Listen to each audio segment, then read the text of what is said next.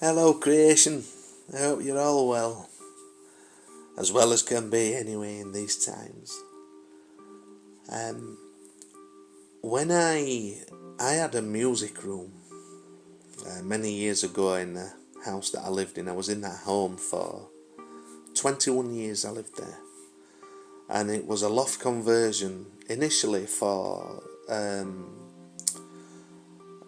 it was like an office.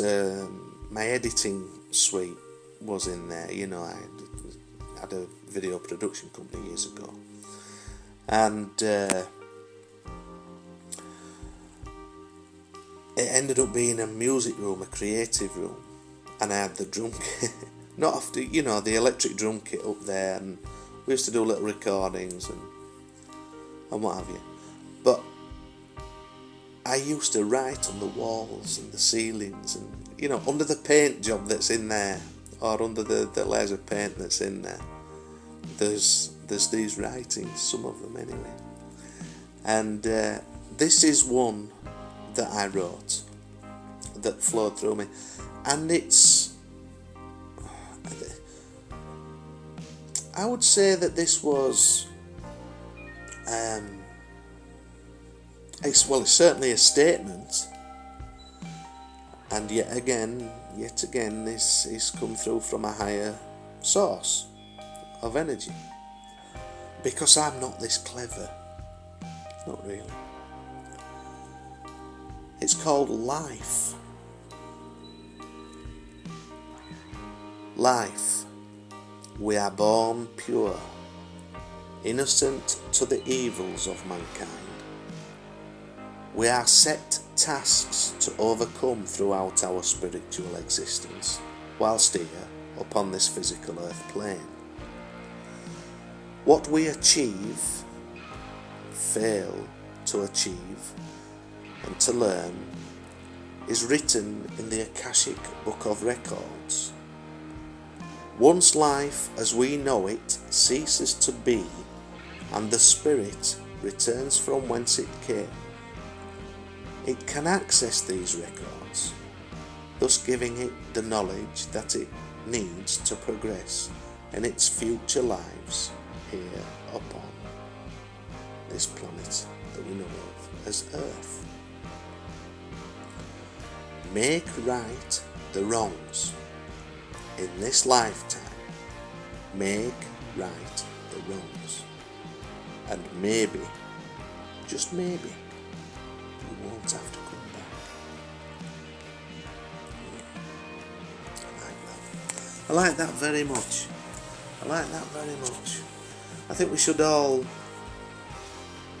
if we can do, I think making right the wrongs, rebuilding your bridges,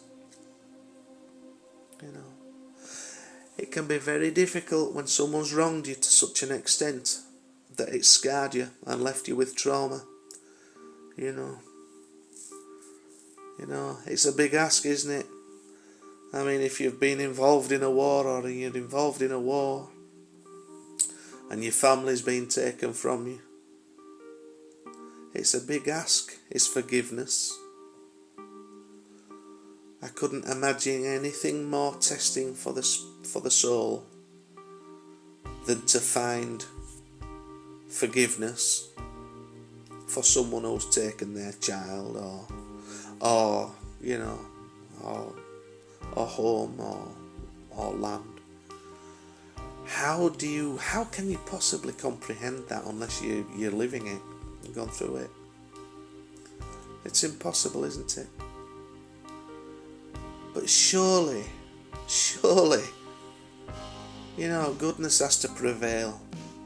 Love has to win in the finish. It has to do. We can't have all these wars keep happening. We can't have it. It's just, there's nothing more to be learned through pain and suffering. Nothing. As a species, there's nothing more to learn through pain and suffering. It's gone on for far too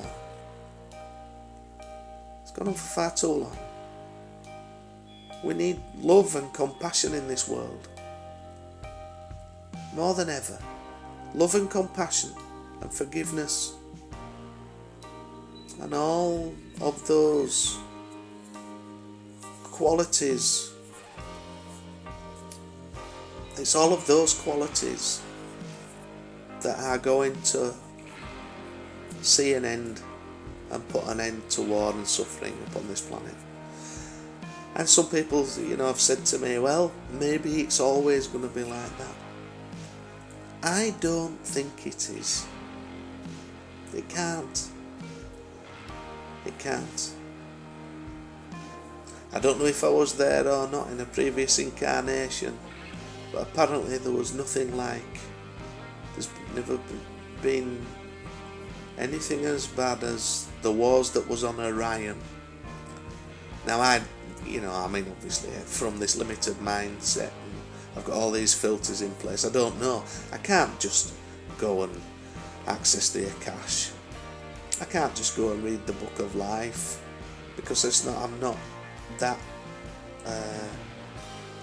meant to.